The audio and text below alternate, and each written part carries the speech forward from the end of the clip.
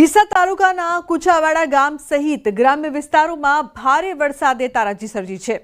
કુચાવાડા ગામે વહેણના કારણે મોડી રાત્રે દશરથભાઈ નાઈની હેર કટિંગની 2 દુકાનોની પાછળનો ભાગ પાણીમાં ધોવાઈ ગયો, જેના કારણે પરિવારનું ગુજરાન ચલાવવું મુશ્કેલ બન્યું છે। દુકાનની દિવાલ સાથે નવી બનતી પ્રોટેક્શન વોલ પણ તૂટી ગઈ। તો 2017 બાદ પહેલીવાર એવું થયું છે કે ગામમાં તળાવ પણ ભરાઈ ગયા છે। આ ઉપરાંત ઘરો તથા રસ્તાઓમાં પાણી ભરાઈ જતા લોકોને ભારે મુશ્કેલીનો સામનો કરવો પડી રહ્યો છે। પ્રોટેક્શન દિવાલને નુકસાન થયેલ છે અને ખેતીમાં પણ ખૂબ પુષ્કળ પ્રમાણમાં નુકસાન થયેલ છે। પાણીના તળાવ પણ બધા ભરાઈ ગયા છે ગામના। મને જાણે કરવામાં આવી, પંચાયત તરફથી કરવામાં આવી છે અને કંત્રાટી તરફથી મને કીધેલું કે ભાઈ આ રિક્સનું રહેશે બધું થોડા ઘણું।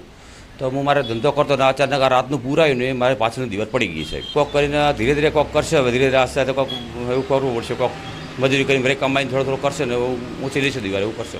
અહીંયા આજુબાજુના સ્થાનિક વહેણના પાણી અહીંથી નીકળે છે। આપણે સીધા જ દ્રશ્યો બતાવીશ કે અહીંયા એક નાળનું જ્યારે કામ ચાલી રહ્યું હતું તે દરમિયાન જ ગઈકાલે જે ભારે વરસાદ પડ્યો અને રાત્રિ દરમિયાન અચાનક પાણી આવ્યું અને નાળાનું કામ ચાલુ હતું। એની બાજુમાં જ 2 દુકાનો આવેલી છે અને તે દુકાનોની જે દિવાલ હતી એ દિવાલ પાણીમાં ધરાશય થઈ હતી અને તેના લીધે 2 દુકાનોને પણ નુકસાન થયું છે। અહીંયા દશરથભાઈ નાઈ નામના વ્યક્તિની દુકાન આવેલી હતી જે હેર સલૂન ચલાવીને પોતાના પરિવારનું ગુજરાન ચલાવતા હતા, પરંતુ અચાનક જ પાણી આવ્યું અને આ પાણીની અંદર તેમની આ બંને દુકાનો જે છે તેની દિવાલ તૂટી ગઈ અને દુકાનનો સામાન પણ તણાઈ ગયો। અને આમ આ જે ડીસા તાલુકાનું કુચાવાડા ગામ છે તે ગામના હાલ અત્યારે આપ જોઈ રહ્યા છો કે ધસધસતા પાણીના પ્રવાહના લીધે ગામના હાલ કેવા થયા છે। કિશોર તુવર, ન્યૂઝ 18 ગુજરાતી, બનાસકાંઠા। દાંતીવાડા પંથકમાં પડી રહેલા અચાનક ધોધમાર વરસાદે ખેડૂતો માટે વિનાશ વેર્યો છે। મોંઘાદાટ ખાતર અને બિયારણથી તૈયાર કરેલો મગફળીનો પાક ખેડૂતો લણીને ખેતરમાં પાથરી ચૂક્યા હતા, પણ ગઈકાલે પડેલા ભારે વરસાદથી આખો પાક પલળી ગયો। ખેડૂતોના ઘરના સપનાઓથી લઈને બાળકોના ભવિષ્ય સુધી બધું તૂટી ગયું। ખેડૂતોનું કહેવું છે કે જો સરકાર વળતર નહીં આપે તો તેઓ દેવાદારમાં બની જશે અને ઘરનું ગુજરાન પણ શક્ય નહીં બને।